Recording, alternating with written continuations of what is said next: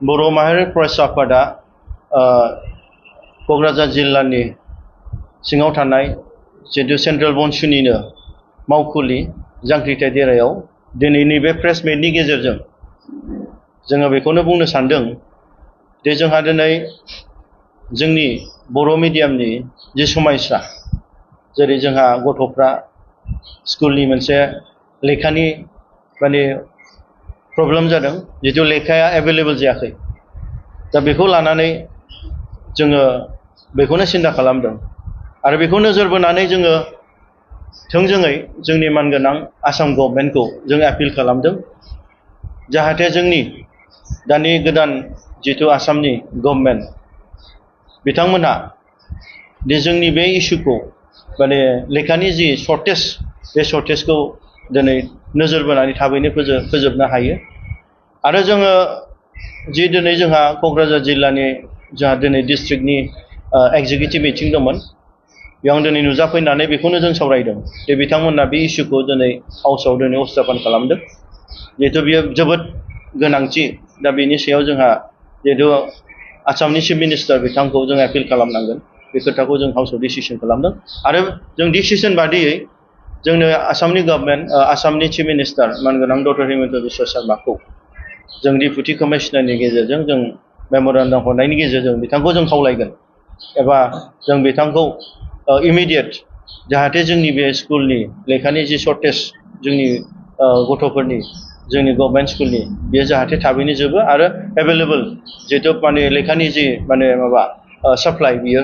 available जायो बेखौ जों बिथांनिसिम जों दिनै खावलायगोन आरो बेजों लोगोसे जोंहा रिसेन्टलि जोंना आसामनि गभर्नर बिथांजों जोंहा मोनसे मिटिंनि एपइन्टमेन्ट दं जिहेतु जोंनि बर'नि माखासे इस्युनि सायाव सावरायनांगौ दा बेयावबो जोङो बिथांखौ थोंजोङै जों मेम'रेन्डाम होनायजों लोगोसे जों बिथांखौ खावलायगोन जाहाथे जोंनि बर' मिडियामाव फरायनाय जोंनि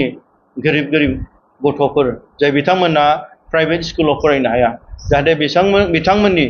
जितु फरायनाया प्रब्लेम जाया जितु लेखाफ्रा एभेलेबल जायो आरो बिथांमोननि जि फिउचारा केरियारा ब्राइट मोनसे माबायाव मोजां गोजोन थासारियाव फैनो हायो जों बेखौ खावलायगोन आरो बेजों लोगोसे स्कुलफोरनि इनफ्रास्ट्राक्चार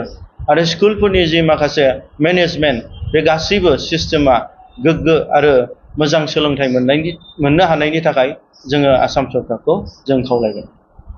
प्रेस मिडिया মই বড়ো নেশ্যনেল ষ্টুডেণ্টছ ইউনিয়নৰ হৈ পেলাই মই গভৰ্ণমেণ্ট অফ আসামত মই এপিল কৰিম যিটো ৰিচেণ্টলি এটা যি ইস্যু আমাৰ যিটো বড়ো মিডিয়ামৰ যি বুকছ সেইবিলাক মানে শ্বৰ্টেজ হৈছে আৰু মই আছে ছাত্ৰ সংগঠন ৰেছপন্সিবল পাৰ্চন আমাৰ যি গভৰ্ণমেণ্ট স্কুলৰ যিটো আমাৰ দুখীয়া ল'ৰা ছোৱালীবিলাক যিটো মানে পঢ়ি আছে তাৰ মানে যে কিতাপত যি পাৰচেজ কৰাৰ কাৰণে যি মানে প্ৰব্লেম হৈ যায় এইটো যে মানে গভৰ্ণমেণ্ট অফ আসাম যিটো ৰেছপন্সিবল আছে সেই ৰেছপন্সিবল মতে এই মানে কাগজখন মানে এভেইলেবল হ'ব লাগে আৰু মই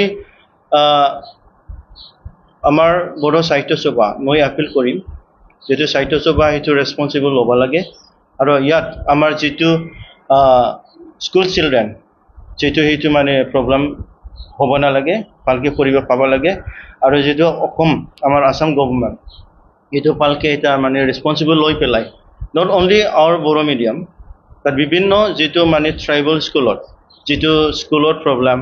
অৰ যিটো কিতাপৰ প্ৰব্লেম সেইবিলাক মানে ইমিডিয়েটলি ছল্ভ কৰিব লাগে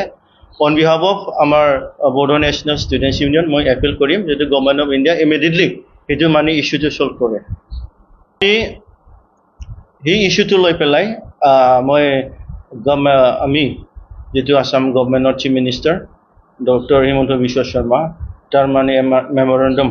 আমি যে পঠাই দিম আৰু ইয়াত আমি গভৰ্ণৰ অফ যে আসাম এইটো ইমিডিয়েটলি যিটো আমাৰ এটা প্ৰগ্ৰাম এৰেঞ্জমেণ্ট আছে তাৰ লগত এপইণ্টমেণ্ট আমি যিটো মেম'ৰেণ্ডাম এইটো দিম তাৰপিছত আমাৰ যিটো ইছ্যু সেই ইছ্যুটো ইমিডিয়েট ছল্ভ কৰাৰ কাৰণে আমি তাক অনুৰোধ জনাম